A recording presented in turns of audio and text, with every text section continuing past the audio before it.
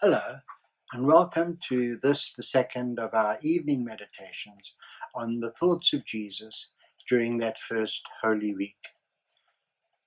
I don't know about you, but I must admit that I have more questions than answers about this coronavirus pandemic.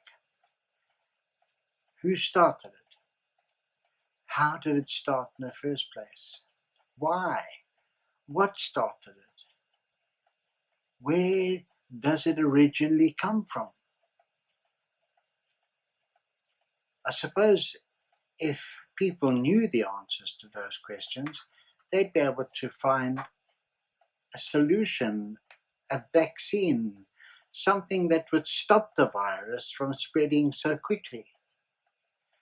And so I'm just confused by the questions, and even more so by the answers. On that second day of that first Holy Week, when Jesus returned to Bethany in the evening, I'm pretty sure that he was tired out, really tired out. He'd had a full day of questions and answers. When he and his disciples left Bethany to go to Jerusalem, they passed a fig tree.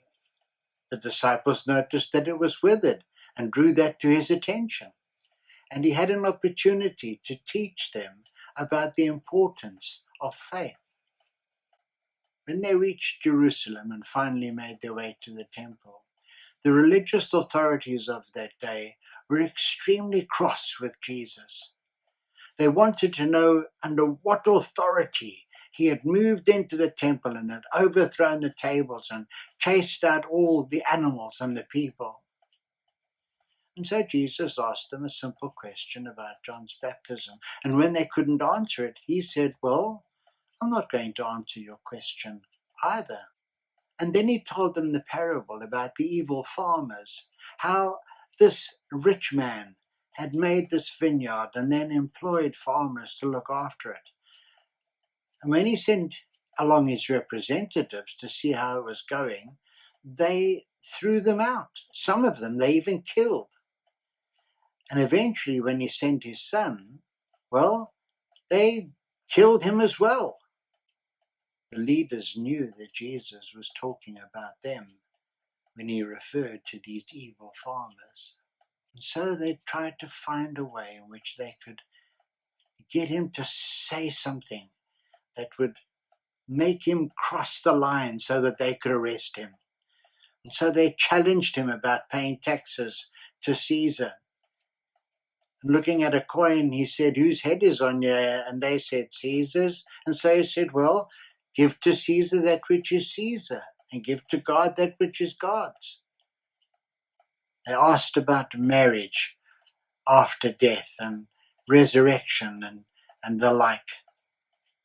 And Jesus said to them, "You've got it all wrong. It's not whether a person will be married when they're resurrected, for they will be like angels. But even so, you've got it wrong. For God is the God of the living and not the God of the dead." And the Pharisees left him, more determined than ever to really get rid of him. And then he saw a woman in the temple making her offering, a widow, and she gave the smallest of coins, hardly worth anything. And he said to his disciples that this woman had given far more than the rich men who had dropped bags of money into the plate.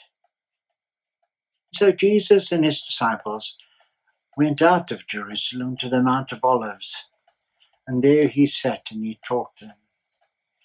He spoke to them about future events. He spoke to them about his death. He spoke to them about all that would happen, reminding them that only God knew the day and the time. But they needed to be ready, lest he came and they were not ready waiting for him. And with that he made his way back to Bethany. pretty sure he went to bed exhausted that night, probably earlier than the others. Maybe he had questions in his mind, questions about whether it was worth it to try and deal with these people who just ignored or tried to twist his words. Maybe he had questions about what was going to happen to his disciples, whether they would be ready, whether they would be aware of his coming again. I wonder what questions you have tonight. Questions about the coronavirus, questions about your own mortality, questions about whether or not you're going to make it through this time. Well, there are many things that we need to just allow God to give us the answers. And so I pray that tonight you will go peacefully along your way so that He may talk to you as you rest. God bless you.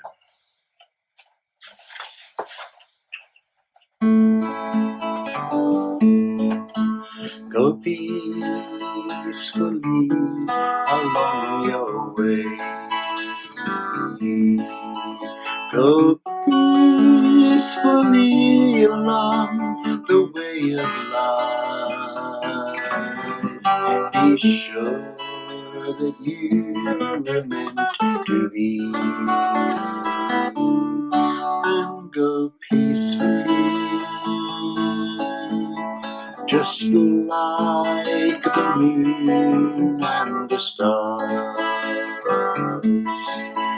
You have a place in the universe.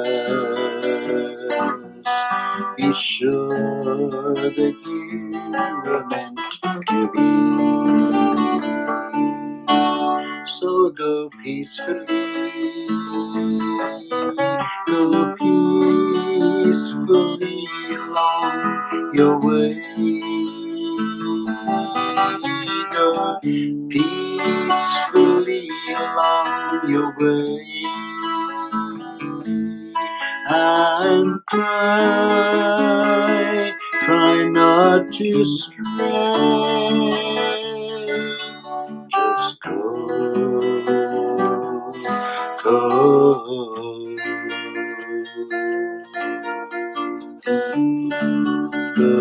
peacefully. Make your peace in the earth, and make your peace in the universe. May the peace of God within your heart bring you peacefully. Go peacefully along your way. Go peacefully along your way, and try not to stray. Just go